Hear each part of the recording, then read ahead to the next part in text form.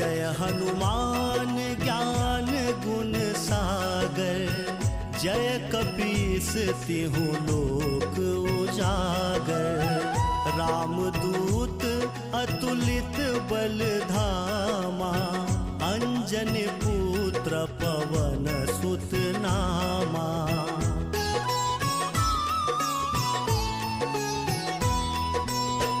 महावीर विक्रम बजरंगी, कुमति निवार सुमति के संगी।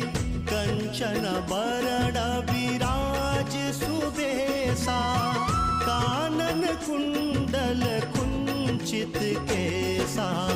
हाथ वज्र और ध्वजा विराजे,